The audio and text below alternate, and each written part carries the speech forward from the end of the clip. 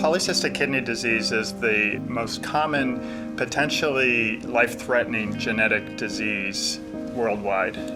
Patients generally develop slowly progressive cyst growth in their kidneys, which over time causes the kidneys to get very large and causes reduced kidney function, to the point that by age 50 to 60, about half of the patients are reaching end-stage kidney disease where they might need either dialysis or a transplant.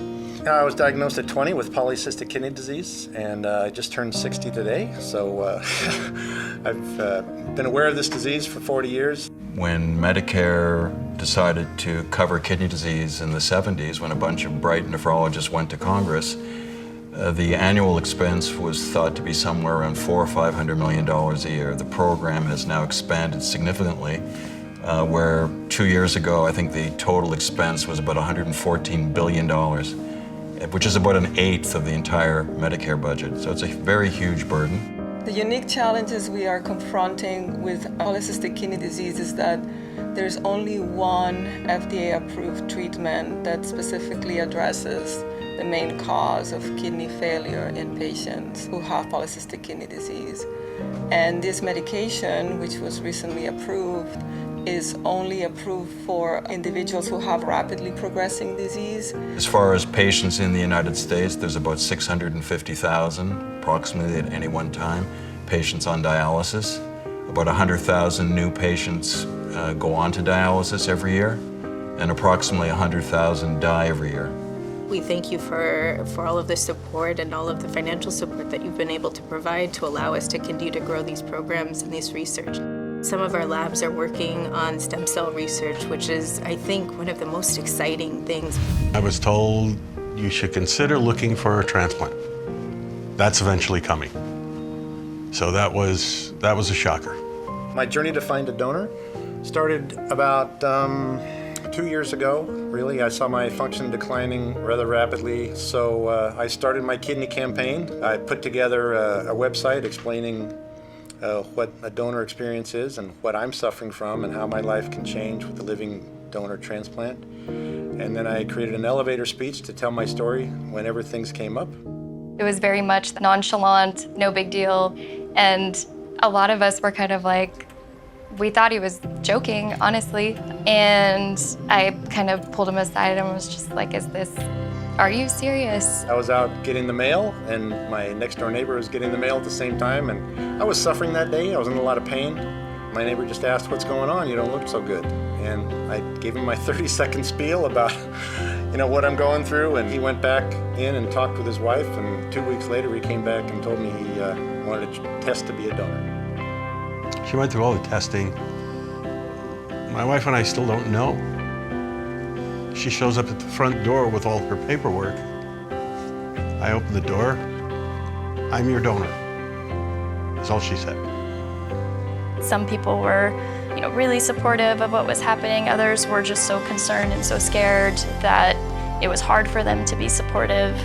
Donating an organ is probably one of the most dramatic ways we can change somebody's life.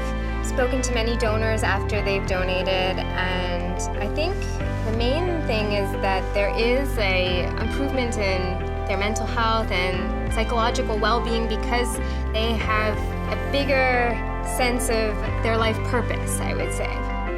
He's doing great.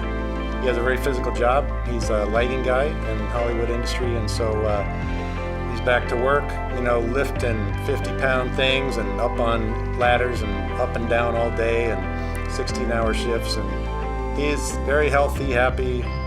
I was 55 years old on my birthday when I donated my kidney. The last year when I was in renal failure was very hard. Elaine worried the whole time, but I thought it was going to be a match. And I thought that was great because I really believed that it was going to make a huge difference in her quality of life and not a significant difference in mine. The first night of the transplant was probably such a miraculous thing because I could feel the toxins leave my body. Literally, as the night progressed, I had to stay up all night because it was a one-in-a-lifetime feeling. I could feel the toxins leave my body. And then it's really been extremely easy. I've had no setbacks. And my recovery was good. I think there's a little bit of pain where the incision was. So when that stopped hurting, I mean, I'm a kind of a go-getter person, so I was bored and wanted to get back to work. The kidney is 17 years old, and there has really been no illness due to the kidneys. My kidney's in great shape. It's really an amazing kidney. My creatinine levels are better than they were in my 20s.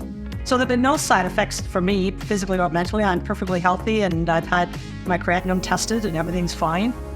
Center's goal is to provide comprehensive, multidisciplinary and concierge-level care to polycystic kidney disease patients and their families.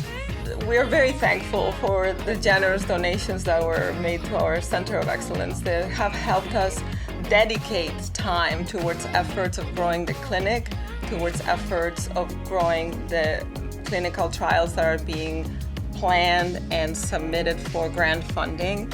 If we could raise on the order of $1 million or $2 over 3 to 5 years, that could really make a huge difference in terms of being able to get these new targets identified.